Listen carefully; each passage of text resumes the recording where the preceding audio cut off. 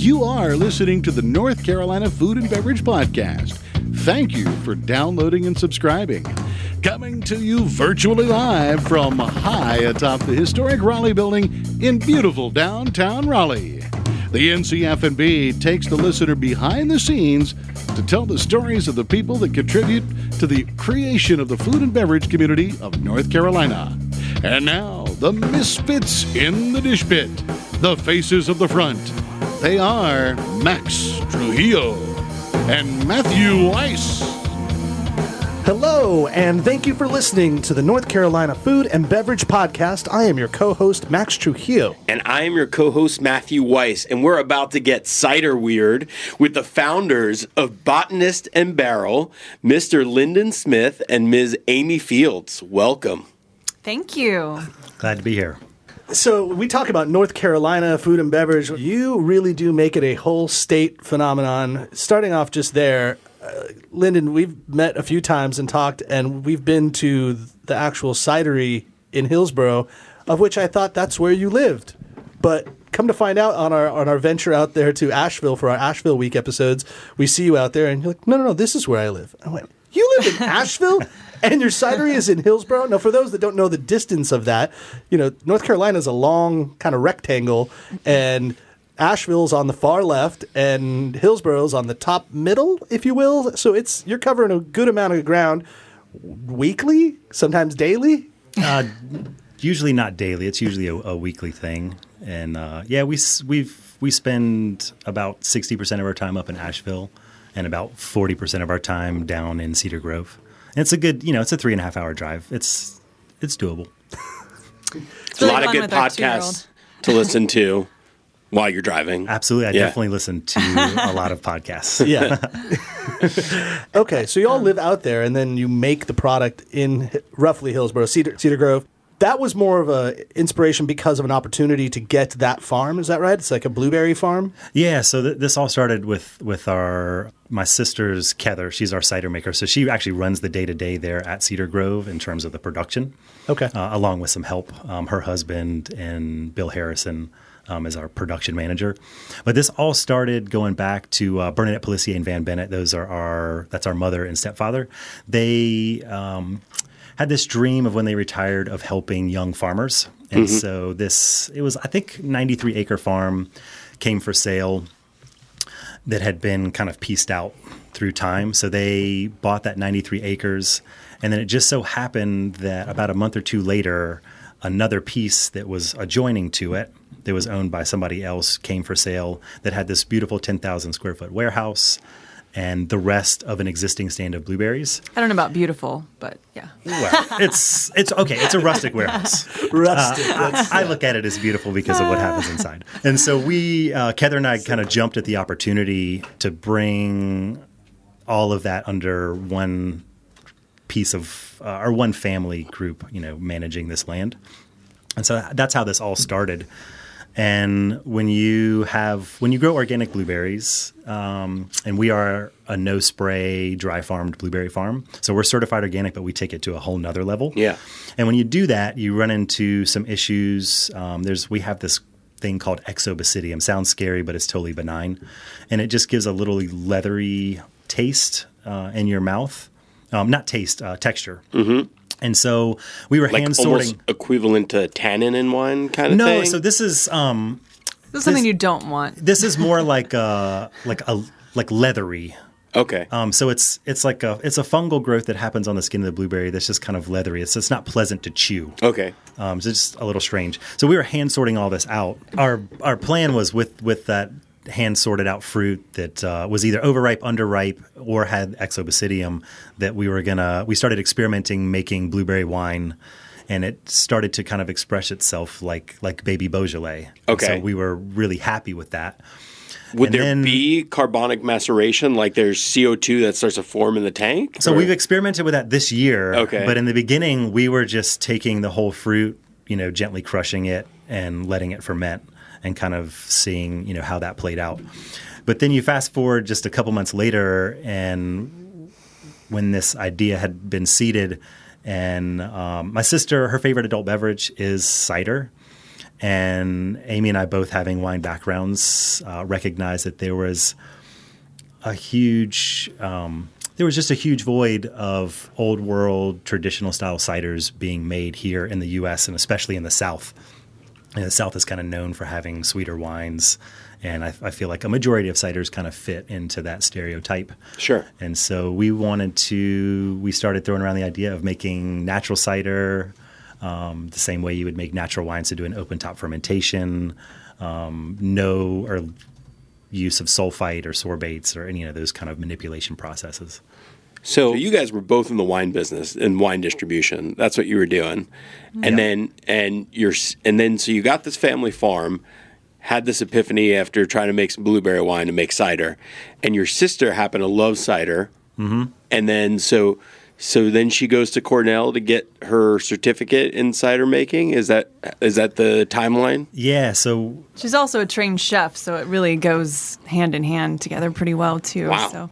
Talk about a jack of all trades. That's cool. So we actually have 3 former chefs on our staff. So Bill Harrison used to be at the Umstead. Derek used to be at 1 and G2B in Canoe in Atlanta. Pastry at G2B. Yeah. So we have, I feel like this word chef-driven can be thrown around loosely. But you literally are. Our entire production staff that's there every day are all former chefs. Yeah, and then Amy and I, our role is to kind of do the final blending and to come up with some of the crazy ideas that we execute inside the winery.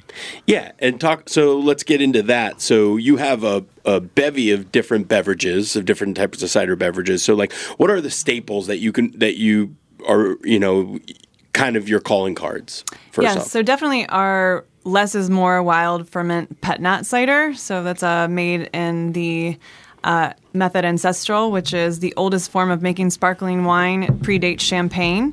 We're going to taste some of this right now. Yeah, we do have an assortment of many, many ciders here. So yeah, this has been, it's a natural cider, so it's a little bit different every time. This one is got a nice little sweetness to it on the finish, and it's got a little bit of sour funk, which we love. We love the funk. Yeah, we'll get to that in a bit. But this one's not particularly sparkling. Pet nat is kind of hit or miss for bubbles. So this is the first time it was a little bit more still frizzante kind of style. I love that you guys bring a wine background to that, because only wine people, wine nerds would be like, oh yeah, let's do a pet nat. So I think, what's a pet nat, Matt? Pétillant naturel. So it's a natural sparkle to it, as you were describing in the method ancestral. But what did you say? Because you're basically putting the fermenting cider in the bottle and then bottle capping it, and then it creates the bubbles after that? So we're bottling it in primary at a certain gravity, a certain sugar level. And you have to have, are these reinforced glass bottles to do that as well? Or they're sparkling. Yeah, they're sparkling champagne bottles, little half bottles. That's the first time we put it in half bottle. It's always been in big bottles, but the half bottles are kind of becoming like our thing, because people... they don't want to commit to anything too much. They just want to try lots of things. I know I do. And sometimes, you're drinking a beverage by itself. Our ciders are a little bit higher alcohol as well. So most of them fall between 8 and 10%. That's what happens when you're using tree-ripened fruit. So they have lots of sugar. Our straight ciders are always going to be like at least a third cider apple and 2/3 eating or dessert apple. Or more cider apple. Can you explain that for a second? Because in my day job, I represent Wolfer wines and ciders, and they use all of eating apples, like regular table apples. Okay. So is it the basic difference is that your table apples are going to be a lot sweeter than your cider making apples? Correct. They don't have the same. So there's 4 types of apples. There's sharp, bitter sharp, sweet, and bittersweet. Okay. So the English style ciders that you see in the UK are mostly using bitter sharp, bittersweet, or sharp apples. So they have much more tannin, much more structure, drinks more like a white wine than just apple juice. Mm-hmm. The dessert apples are pretty one-noted. We play around with dessert. We just did a 100% pink lady apple cider called Lady in Pink, and that one Lady in Pink, it's an eating apple. Everybody knows it. They're familiar with it. It's a delicious eating apple. Yeah. It doesn't make very interesting cider. So we did a study on barrels with it, and where we aged it in 3 different types of barrels, and you can do kind of horizontals and do tastings like that, and kind of educational tastings, because I think that's really important with cider right now. How'd it come out? It's awesome. We aged it in one in a red wine barrel and a Marquette barrel and some Marquette wine we made, and one was in a cherry wine barrel. It was a ex-Zinfandel barrel cherry wine. Okay. And then the third one was a ex-whiskey apricot cider barrel. So they all have like this awesome finish of whatever barrel really comes through. Cool. Actually, I have it with me. So, cool. Let's taste it.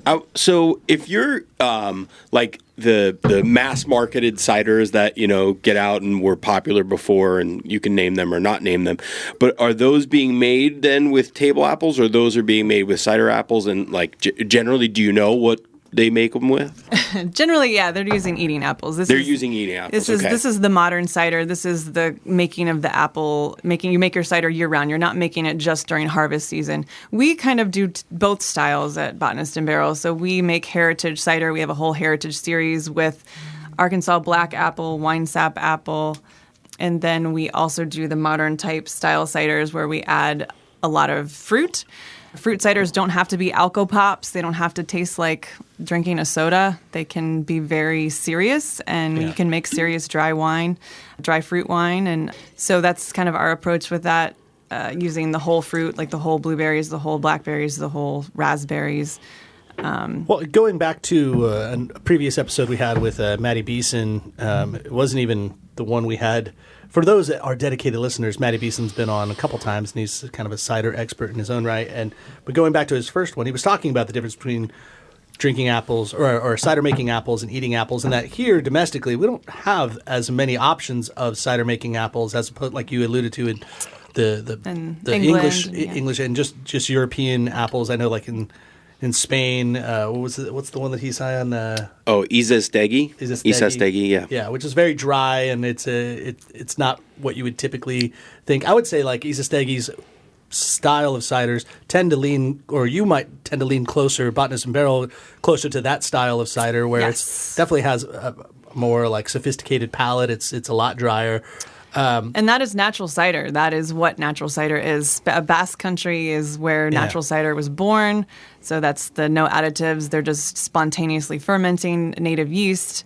It's maybe still, maybe sparkling. It's just very... I have to say, if you're one of these people that loves the super dry cider, or you're loving natural wines and like all this funk, you guys have some stuff for them. And the really cool part is that you guys are available at the Triangle Wine Company, and you can get all those things, these natural fermentations, the Pink Ladies, the Pet Nats, and I'm sure they do a selection, but Triangle Wine Company has 4 locations. They are great friends of the show. They're in Southern Pines, all the way out there if you're going to play golf. They're in Morrisville, they're in Cary, and they're in my backyard, Holly Springs. That's right. So go to trianglewineco.com. You can use the NCFB promo code and get a little discount on your purchases. And not to even skip ahead too far, but I imagine that maybe even these cans that you just started to produce could be and should be available at Triangle Wine Company. And if not, ask them and they'll bring them on in. You guys just recently started canning your ciders, which is a new venture for you as well. I'd like to jump into that in a quick moment. But go to trianglewineco.com and tell them the guys over at the NCF&B sent you. And they do some great educational tastings at Triangle Wine Company. We've done a few. We've done some on barrel-aged ciders, like that I was talking about with those verticals and horizontals, and tasting ciders pitched with different yeast, single varietals, and different barrels. And they've been very supportive in helping with the whole cider education. How do you guys keep this all together? Like, so you started off, and I get like botanist is part of it, so there's a tinkering thing, but like, how do you keep that all together, and especially from the sales aspect? And was that the initial plan, to just do a bunch of different things or whatever kind of comes up and seems cool? Yeah, I mean, I've always sold thousands of different wines, so I can't imagine just selling the same 5 products over and over again, personally. Right. But also, that's not what the market really wants right now. I mean, you see the beers and the craft beers, and they're making new experimental things all the time, and everybody wants the new. Yeah. The core items are almost kind of dead. I mean, they're important to have, but I don't think you need so many anymore. I think you can switch it up and keep things really seasonal and fresh and interesting, and keep making things better. And that's really what we're trying to do. Is we're a little over 2 years old, so we love to experiment, and we're honing in on what are our things. But I don't think you find that out for years. I think it takes lots of years to figure out what is the best thing we do. Like what is. Well, one of the things that ties into that is using a bunch of local seasonal fruit. And the longer you're around, the more farmers you meet, and people just show up with all these really fun, different ingredients. Like yesterday, we picked up figs for the first time and also persimmons for the first time. And so when you're focused on, we kind of think of it as hyper-local. Mm-hmm. You keep making kind of new things. And then, one of the other things we've always kind of identified as being an experimental winery cidery. Sure. And what's really fun about that too is also, the beer community is great about doing collaborations. You see it all the time, and we've kind of embraced that idea and culture as well. So we do a lot of collaborations with a lot of different breweries and other cideries as well, and mead makers and other wineries, and you end up learning new stuff all the time. And so it's really fun. We did the most outrageous cider I think may have ever been made on Earth. And we did it. It was a 4-way collaboration. It was with barrels from Wooden Robot. It was from Dissolver Brewing that's about to open up in Asheville. Hazelwood that just opened up in Lexington, South Carolina. And we all brought different things to the party. But this involved smoking persimmons on blueberry wood chips and wild forage pawpaws and mixed cultures and multiple barrels. And we called it Botanical Animal because it just made sense. Nice. Wait a minute. Was that... Now we got to talk about Funk Down on the Farm. Was that available? Did I taste that at Funk Down on the Farm? Yes, we released it for Funk Down on the Farm that day because it just seemed so appropriate. Okay, so listeners, Funk Down on the Farm, it was the inaugural Funk Down on the Farm this year. Just also happened to be Mother Nature's rainiest day of all time. It was Matt, we needed Moses that day. to push some rain away. I mean, it was torrential. But at the farm out there, you had, and this is lame to say out loud, but you had all the cool kids. It was really, really cool to see such phenomenal, edgy brewers and cider makers and a lot of food makers as well. Our good friend Annabelle over at Michael's English Muffins was knocking out really killer food. But Bond Brothers and Wooden Robot and Dissolver, seriously, they're awesome. They're going to be, look out for them. Their stuff was really, really cool. But when we got there, it didn't matter how wet and rainy it was. Everything was so enjoyable. And I had been to some other brewer fests and drinking fests that week or two. And everything was just kind of these are the beers that everyone's making, or these are the ciders that everyone's making that you can buy at any good wine shop, like at a Triangle Wine Company.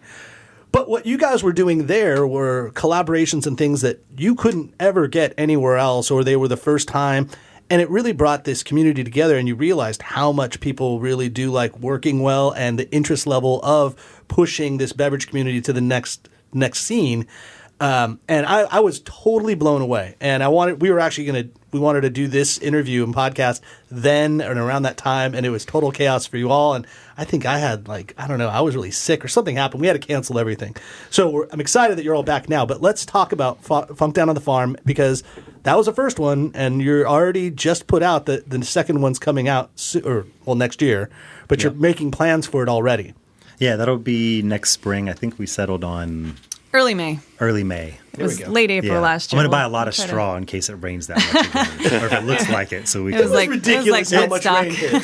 If you were wearing shoes, it was just a bad idea. You just had to take them off. People still tell me my shoes are ruined. I had my Doc Martens there. I've cleaned them a million times. They won't get clean. Funk Down was born out of the idea.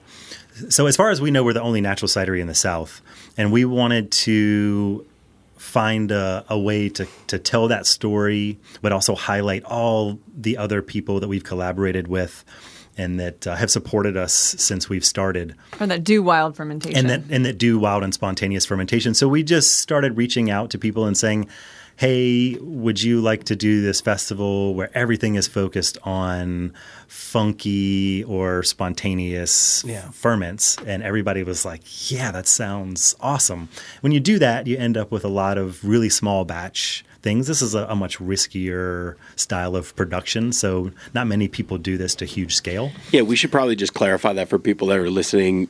When you do a fermentation of wine or cider or beer or anything that you're fermenting into alcohol, most commercial wineries, cideries do what's called pitching a yeast. It's a cultivated yeast that they even have, or they buy, or they know, or they make it in their winery, etc. But what you guys doing, and what is becoming more of the fashion, especially with more craft, is just praying and hoping, letting it rip, which means that that a natural yeast is forming to eat the sugars and thus cause fermentation. Yeah, there's a lot of theories about how this all plays out, whether it's the yeast that lives on the press or yeast that's already in your barrels or yeast that's just in your air. I think it's all of the above, right? I mean, I agree. Yeah. But what we found is if we use older orchards later in the season, the spontaneous fermentations are much more elegant, much brighter and sexier. So there's this theory out there that the older the orchard, the more robust and established those yeasts are. It makes total logical sense. And so we're very particular about when we do pet nats and with what pressings of what juice. So there is it's a little bit of controlled controlled chaos. You kind of limit your risk, and you learn through time. So worst case temperatures scenario, and all that kind of stuff, how that works best. What is it? Worst case scenario, is it just tastes gross, or does it? Or it doesn't ferment. It doesn't ferment. It just dies out. We've never had one not ferment. Okay. We've only had ones that became so sour or so funky that we weren't comfortable that they were approachable to. That's like Parliament funk. Like it's too funk. Just too funky. way too far gone. What we've actually done, what's really interesting is if you distill apple cider, hard apple cider, the lower the pH, the better the apple brandy it makes. So we actually partnered with our homies up at Oak and Grist Distilling in Black Mountain, North Carolina. Yeah. William Goldberg just had him on the show. Yeah, Will's awesome. And also a fan of the 375s. That's right. Whole thing It's is a small the half bottles. bottling. Yeah. So Will and we've become good friends over the years, and I was like, you want to run this through the still and see what happens? And it came out beautiful, just straight out of the still. We were like, okay, this is good. This is real good.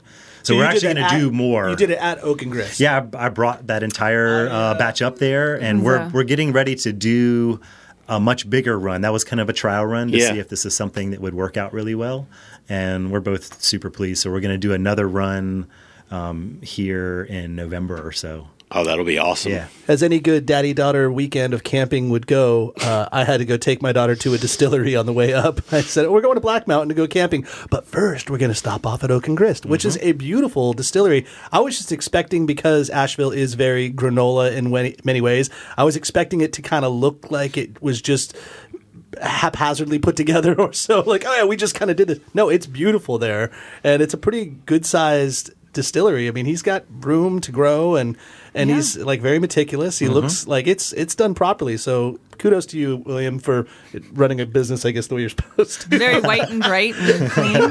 Very clean. It's clean. Yeah.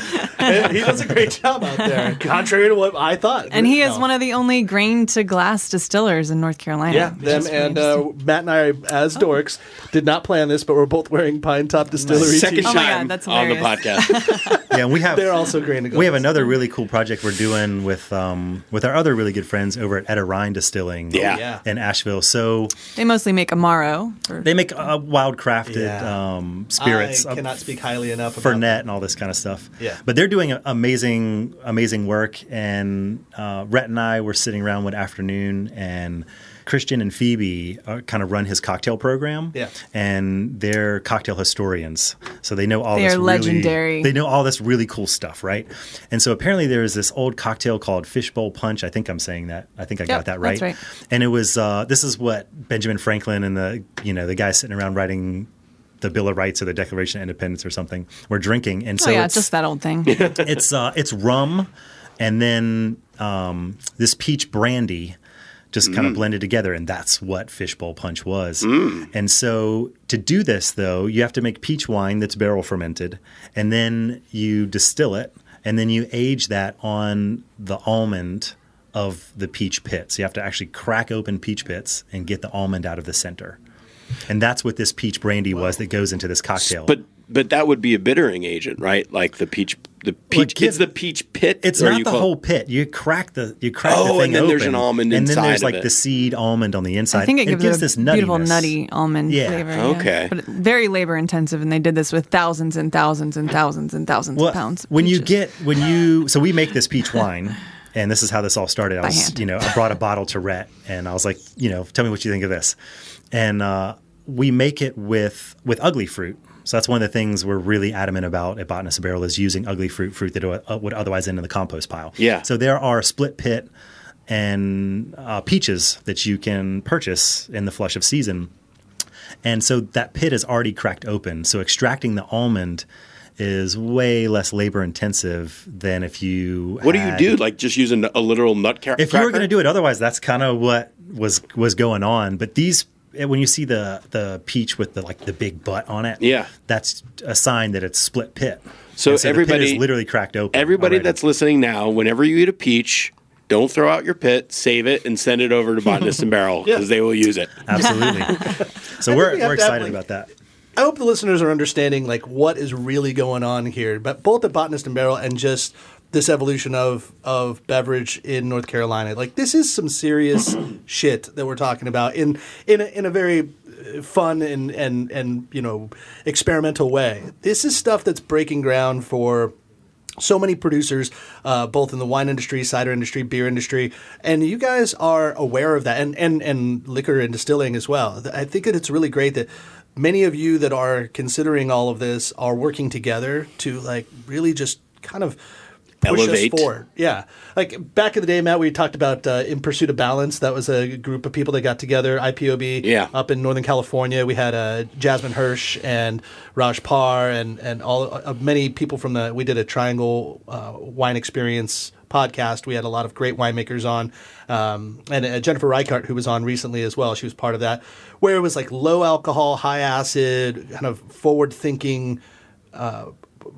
natural wines, if you will, and that was that's what many people that care about wine want to drink. And it's not your grandfather's version of oaky, buttery Chardonnay and all that. It's doing next level stuff. But really, I mean, when you get into what's happening in North Carolina on this beverage side, it's on a completely different playing field. And you guys are right in the center of all this. It's really amazing. So, I'm just saying, if you're listening to this, I could not be more emphatic about it. You have to try Botanist and Barrel ciders, but then go out there and get Edderine liquor and go out and get, Oak and Grist and cutting edge things. Yeah. Yeah. And come see us in Cedar Grove, where we actually have a tasting room and we're open Thursday through Sunday. And to give people also coming from Raleigh, you'd be a 40-minute drive to Cedar Grove? About 50. About 50 minutes. Okay. Yeah. 30 minutes from Durham Chapel Hill. 30 minutes. And you're you're closest to Hillsboro. Yep. So if you're in downtown Hillsboro, we're right off Highway 86 North. So you just go 10 miles north from downtown Hillsboro, and we're on your right. I mean, I was in helping out getting Y Hill off the ground. There were certain brands and certain companies I wanted to work with specifically, and we were taking a very conscious effort to work with North Carolina products. And so we made sure we got Edderine on the back bar, but we also made sure, being that it was a brewery, and they were always going to they have 16 taps on the back bar, and about 12 of them would be various beers that they were producing, but there was a small section where I could put some wine on tap and some ciders on tap. We always have Botanist and Barrel on there, and Yay! It's just funny, because I want to be a part of it. I want to help you all out, but also I want to, if I can be a part of getting this stuff out to the community, well, then I'm going to do that. And it's funny talking to John, who does a lot of your sales. I would just go, I don't know, what do you got, man? Whatever you got, we'll just take it. And because you make a lot of things, but not a lot of any one thing. Right. Is that fair to say? Right, yeah. Yeah, so it's we really loved the peach one, and then we really loved the pear one, and all the different ones that were coming through, and it was well, can I get another one of those? That just ran out, but we have this. I'm just send me whatever you got. And every time, it was always something that blew us away, and you can see it in more savvy diners or drinkers that would come there that want a cider. It's like, yeah, Botanist Barrel. Yeah, I'll have whatever you have on tap from them. And so just like with that said, like trust that whatever you're going to get out of the tap from Botanist and Barrel, it's going to be different for you, but you're going to enjoy it. It's really cool. Well, on that note, I just had a sip of the Arkansas Black, and that is mind-blowingly delicious. Yay! So Heritage Series, I guess the Arkansas Black is the name of the type of apple. Is that it? Yeah, so we made this last year in season with 100% Arkansas Black apple, and we're just releasing it this weekend in the tasting room. So So how long has that been in bottle and stuff? it was aged for 6 months in barrel and then about 6 months in bottle. Okay. So it's funny. This is wine. I mean, So we did this. We actually aged this in stainless steel on the lees, so like kind of Sir Lee style. Okay. Then we racked that off, put it into some fresh Chardonnay barrels. Okay. Let that sit, and then we put this. I think we bottled this up maybe 6 or 8 weeks ago, something like that. It's fantastic. So, take us into the process there. And so someone comes, or a local farmer says, "Hey, I have these Heritage Series," or you seek out somebody, "Hey, can you grow us?" Well, no, because it takes like a minimum of 3 years to get an apple orchard online, right? Mainly 7. 7 years. You can grow on a trellis, and you could graft a variety onto an existing rootstock and get some fruit. Okay. More quickly than that, but generally speaking, it's 7 years before you see any real fruit. So like we were talking about earlier, there's a shortage of true cider apples. So these bitter sharps, apples with tannin and high acid. And is that because you can't grow them out here? Is that they don't No, it's thrive, it all goes back to Prohibition. So most of the apples, especially for making alcohol, were just ripped up because people didn't see the point in having them. So eating apples stayed around, but all the cider apples kind of got ripped up. And then, some stayed around, obviously. And then you're seeing people plant a lot of cider apples these days. So I expect in the next 10 to 20 years, there won't be such a shortage unless cider consumption outgrows that pace. But what we've done is reached out to some really small farmers where we can trust their growing practices and kind of secured as much of these Southern heritage apples as we can find. Mm-hmm. And so this comes from one of those partners that we have that's about 2 hours from our farm. And so we asked them to press some single varietal Arkansas Black and some single varietal of wine sap. So we did that was the first release in the Heritage Series. And then we can also work closely with them and say, hey, we want to do a really heavy blend with Zabergau Rennet, which is this old school russet that's my personal favorite apple. It's got this like beautiful nuttiness to it. And so we have a Zabergau Rennet. So we have this tank that's a really high blend with Zabergau that we're really excited to kind of do. So we're starting to, you're able to play around with some heavier blends of a particular apple. And then the other thing we do is this year we've been really aggressive with foraging. Okay. So we reached out on the interwebs and through social media and just said, hey, does anybody have abandoned trees or know where there's any crabapple trees that no one's using? And so we got our hands on about 70 to 80 trees. So we're doing site-specific pressing. So we'll have individual, like truly showing like sense of place. So like real terroir. We don't know the variety of a lot of these apples. But they are gnarly. So there's just like out in the wilderness, wild apple trees growing that some people know where they are and most people don't. Some I went and found actually was reading these flower guides on the Parkway and in the Great Smokies. And I would see when people made notes, like these blogs where people are talking about flowering. And I would see when people said crab apples. And then I go run the trail and you find the trees, right? And then we also had some folks that just had or used to make cider and stopped making cider. So we were really lucky. It's called the Farmer's Orchard. It's in Candler, North Carolina. It's got about 40 trees, some beautiful, never been sprayed apple trees. Really hard to get organic fruit on the East Coast. In the Southeast. There's only one organic apple farmer in the Southeast, in Henderson County. That's it, period. And so finding organic apples is a real challenge. But we've managed to find 70 or so trees, and so we're kind of doing those as a separate series, like the Foraged, Forgotten, Abandoned series. So we've have 7 different sites. 2 we ended up blending because there wasn't enough of a yield out of them. So we're really excited about seeing how all that comes. This is incredible. So one thing in your guys' feathers in your cap for making cider as a business is, well, just cider, because I know you guys make some other wines, but cider, you like you said, you're making it all year round, as opposed to wine where you have one harvest. So that's good because you have cash flow coming in. But with all these projects and these labor-intensive things, like, you guys have managed to make this a successful business, at least from the impression I get, because you've both do this now full-time and left other jobs that you had. Mm-hmm. So talk to us on the business end of things. Like, how do you guys turn a profit on this? Now you sound like what everybody says to us about doing the podcast. Everyone always goes, I love what you do, I love what you do. How do you make money? So, how do you make money? Well, we're not really there yet, per se. That's my answer usually.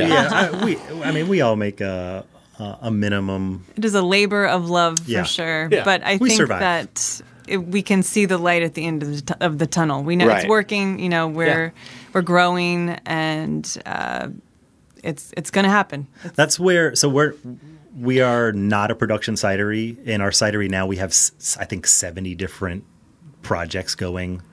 We decided we were going to launch a natural wine brand for next spring, so it's called Defy Wines. So 71. And so we partnered with some of our favorite vineyards in the state, purchased grapes, and many of them were like, you guys are crazy. You're going to do no sulfite, no manipulation, completely spontaneous wines with this fruit. And these are the people that grew it. And we're like, we're going to see what happens. It doesn't always work out, but we have some things we're really, really excited about that are showing beautifully. North Carolina wines, they struggle. I want to be a champion for them, and I think that some people are making really good wines out there. There are some really good, but it's a wide range. A few very quality, but there's some serious quality. That's where the canning comes into play for us. Is wait, so you're going to make natural, spontaneous fermented wines in cans? No. Oh, you should. Maybe in time. But for us, because we're not a production cidery and we're doing so many small batches, we only have maybe a dozen things we kind of make over and over again. Okay. That are kind of our flagships. Like the Less is More. We make Sparkle of My Eye. We make a sparkling strawberry cider. We make our kind of one of our flagships is the tart blueberry cider with our estate fruit. But the can came into play because we recognized if we were going to, be long-term a sustainable business, we're going to have to get velocity somehow. Yeah. You need your drivers. Yeah, and so that can is that play for us. So we found a can, or we found a mixed culture that we really like.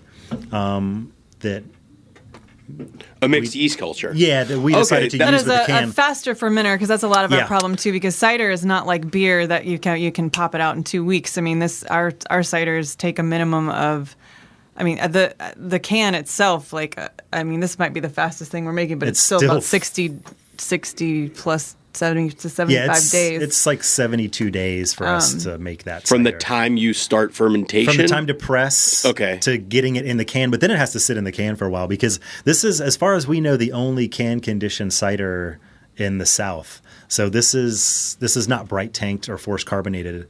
This is actually conditioned inside the can. Oh, wow. So it's so it has a nice soft bubble, and you get a lot more of the fruit flavor. We call this can Seriously Dry. It's a farmhouse cider. It's it's a little funky, a little tart, just really crushable. That's what really we're going for with the can. And I think we just put these cans out, and we pretty much sold them all in 2 days. So we're pretty happy with the response in the market about that. Wow. And hope to get the next round of cans out in early November. But when you can condition, there's some unpredictability in that, so we kind of have to. Well, already I can see nice carbonation though, and amazing. So there's no forced in there. We're really happy with the way it's turned out. So for this one, you're saying you are cultivating a yeast. So is that something you buy, or you cultivate from your own property? This is a house culture, like our house mixed culture, basically. Okay, so you do have that. Because that was my next question, because even when you have wild fermentations, you can still technically culture your own yeast and then put that in so that's at least Still, It's your yeast. Yeah, we've in a experimented a lot with messing around with capturing yeast off of our blueberries. And, like you hear a lot of, like, this is something I learned from David at Carolina Barnhouse and Vince at Dissolver and a bunch of other guys who kind of do this, going and capturing, wild yeast from all over. And that's something, we learned and picked up from people. And I think that's smart. Yeah. Yeah. This is like if you took a golden delicious apple, pureed it, squeezed some lemon on it, and made it into a drink. Yeah. Because like got that like citrusy bitterness, but still there's some natural sweetness there. That's delicious. There's a lot going on It's a little cloudy. It's a really true farmhouse kind of style cider because we don't filter. It's all. It does have that funk on it. It's, but in a great way. It's beautiful. not. Yeah, that's and unpasteurized. We wanted to make something that was crushable but bone dry, and a healthier cider because almost everything we put out has zero residual sugar in it. Yeah. So it's kind of in a way kind of a lifestyle beverage. So if you're conscious about putting sugar in your body, and chemicals, we all are, or sulfites, sorbates, or Valkyrin, or any of the things that happen with production of any in a adult winery. beverage. Yeah. We provide that alternative for those folks. And gluten-free, right? It is naturally gluten-free, which I always think is such a funny thing to say, naturally gluten-free, because apples don't have gluten. I don't know. I mean, it's just gluten-free. Yeah. Well, that's Everything. like why Tito's vodka became one of the reasons it became so popular because they put it on the label. Yeah. Which is like, no shit. It's gluten-free. But Yeah, it's the same thing as like LaCroix putting gluten-free on their sparkling water. Right. It's like, thanks, assholes. Yeah. So I'm not gluten-free, definitely. But this table is gluten-free. Like, Right, whatever. exactly. Well, what is crazy though is the use of the word vegan, because we learned this the hard way, and that most like 90 or 95% of sugar is not vegan. It's processed with bone char, and so this is really fascinating. So if you want to you see a lot of cider drinkers. You see some vegan cider drinkers. So that's an important thing for that population. And we learned the hard way because someone asked us, well, when you bottle condition, what sugar are you using? And I was like, well, what do you mean? When we use sugar. Yeah, which is super rare. But I mean, when we bottle condition, sometimes we do that. And they were like, well, most sugar is processed with bone char from animals. And I had no idea. Only a vegan I mean, would know that. if you're not a vegan, I don't how even would think you know that. I don't know. Even many vegans probably don't know that. I think that might be the case. I don't know. that's crazy. Talking about labels, your guys' labels are dynamic and each one is different. Who designs that and how do you guys make that happen? That would be Lyndon, my husband. He's got some raw natural talent we didn't even know existed. Well, no, let's be fair. In the first thing I ever did when I got out of college was I had this. I digitized 16 millimeter films that were public domain and compiled them topically. Oh, yeah, I did the same thing. That's another story for another day. We all do that. But so I'm very well aware of the world of public domain material. Yeah. And so a lot of our artwork, not all of it, I'm leaning on some of Earth's best artists in history, and I'm kind of borrowing little pieces. Borrowing? I'm borrowing. And we give credit to everybody. But these are But he has a real eye for taking this a is very piece of a painting and Matisse-like. this is in the mat. Yeah. So I've just taken a small piece of it, and we do a lot of color alteration. Like if you look at Sparkle in My Eye We're label, referring to the Arkansas Black label, Yeah. Heritage Series. it's dropped. There's some pieces dropped out, and we do some little modern kind of twists to things sometimes, and play with color and. you did that make kind of the thing. less equals more label. That is your artwork. That's a very simple label. That's awesome. The Pac-Man signs. Right. But we've kind of trained people that we don't. Our label is not just our brand. Our labels, if you see something where you're like, what could that possibly be? We want to intrigue in that way. So we kind of made this choice to not put our logo up front on everything all the time. Mm-hmm. We like to think it's a thoughtful beverage. People are going to turn it around and read about it. We have descriptions, and because it is a more complicated beverage, and it's not.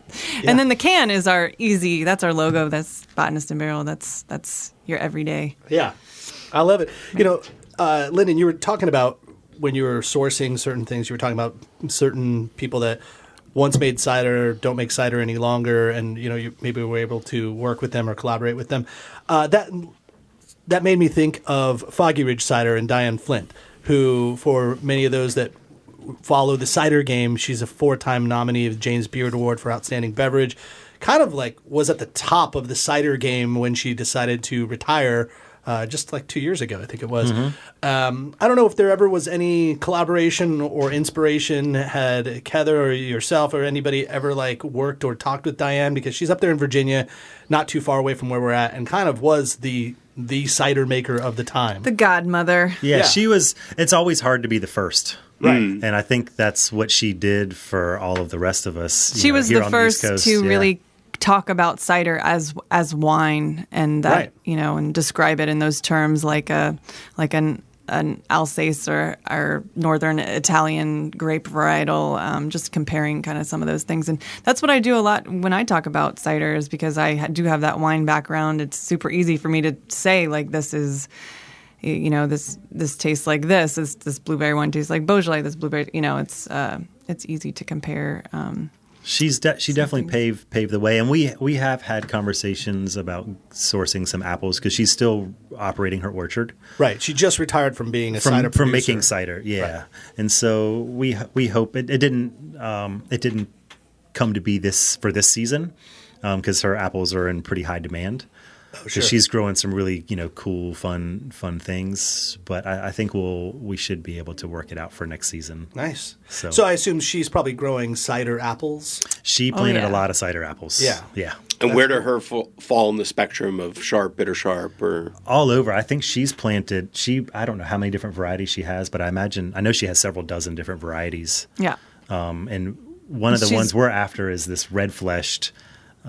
That's kind of the movement you're seeing. It's called a Redfield apple is the name of the apple, but it's when you actually crack open the apple, it's got a pink flesh, and it can actually make pink cider. Like natural rosé cider. Without adding any other additional using some other fruit to color. We talked about that a little bit on the STEM ciders episode when those guys were in here, and that's what I was actually just going to ask you, because when you make rosé cider has become on the fashion, and I know some people, they add in like a little bit of wine you can do, or you can do for rosé that you're selling is they add in the grape must, Yep. But you can actually macerate the fruit with these apples and get a rosé color. Yes. Okay, and so that's the ones that you want from Foggy Ridge. I think the first one I ever had was 15 years ago. It was a Canadian one, and I was like reading about it. It was something I had to sell for a company, and I was like, why is this pink? But what's making it pink? I couldn't, and I did more research, and I was like, oh, it's the apple. The apple is making it pink. This is so cool. That's my cool. gosh. So what would happen, so what do you do with a non-coloring apple that's just like, let's say it was a pink lady or something like that, and what would happen if you did macerate the skins? It wouldn't. So this isn't the skins that are leaning the color. It's the flesh. It's the right. This is red fleshed, and it's creating red juice. And then I just came across, literally yesterday, I picked this entire tree down. Well, it'll be a tiny, small batch run. It's I don't know what the apple is. It's actually got green skin, but it's got a pink flesh, and it makes a pink cider. Wow. And there's only one tree. I plan on grafting it. And then, so one of the things, because for 40 years we'll have something like that. But one of the things that we're doing too is we just built some really extensive trellising on our farm. So we're going to be growing some apples the espalier method. So we'll be feathering them. So we'll be able to have some fun different varieties of apples that are estate grown within the next 4 to 5 years. Cool. And organic. Yeah, and our entire farm is farmed organically, and so we're going to try to do that with apples. We're not in the mountains. We're hopeful. Yeah, we hope. Yeah. Because meaning that other people's stuff can blow over in your farm. Well, no, it's just or just like a lot of people have tried and failed to do organic apples. When you're thinking about doing production of apples, if you're not spraying, if you're not taking care of the trees just so because it's so hot and so humid here, it's how bad your fungal growths are going to be, and if you have to deal with fire blight or cedar rust or any of the kind of pests and diseases that attack apple trees. So your yields are usually much, much lower, and we're totally happy to do that. We kind of do that with our blueberries now. We have half the yield of, say, a typical commercial blueberry farm. Yeah. But we have, like you treat a vineyard in Europe. Yeah. Lower the yield, higher quality of the fruit. So we're going to venture down that path and see what happens. That's amazing. Well, before we got on Mike's, we're recording on a Friday. What is today? The 18th. The 18th, thank you. And I guess today is the first day of Cider Week that goes all the way around till all of next week. So as you're listening to this right now on a Thursday when it comes out, you still have a whole weekend of cider events to happen. But let's talk about that. Before we get out of here, what's going on with your Cider Week? Yeah, so Governor Cooper just anointed it North Carolina Cider Week, which is really cool. Nice. And so there's a whole variety of events going down. One of the things we did for Cider Crawl in Durham this summer was we did bursting boba cider. So kind of like think of bubble tea, those like tapioca pearls at the bottom. And this went over really well. So we were going to bring that back in our tasting room. So we're going to run that Thursday, Friday, Saturday, Sunday for Cider Week, and then Amy this weekend we're releasing our Arkansas Black you just tried. We're going to release the Sour Raspberry after a 2-year hiatus. That was a favorite of a lot of people. It was one of our first sour ciders we ever made, and it's sour. It's not as sour as sour beer, but it's tart and refreshing. You guys just tried it, I think. But next weekend, there's a couple events going on in Raleigh. There's one at the Hop Yard. Just so we clarify, for the people listening to this right now, this will be this coming weekend. No, this will be the 25th. Yeah. Right. Yeah. Right. For them listening will be this coming weekend. Yeah, so... we're in the future right now. That's right. Yes. Actually, next Thursday in Charlotte, I'll be at the Hop Shop doing a tasting. The Northern Spy in Durham is going to be featuring the pouring our mags of Arkansas Black and some other fun stuff on that Thursday. And then Friday, the 25th, the Hop Yard in North Carolina up in North Raleigh is going to be doing a tasting with John. And I'll be at Bond Street Wines in Charlotte that Friday night as well. And then...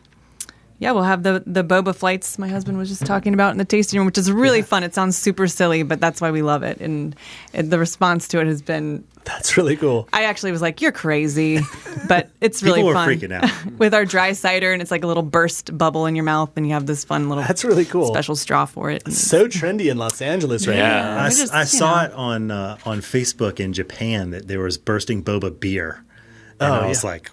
Well, we got to try this. This is insane.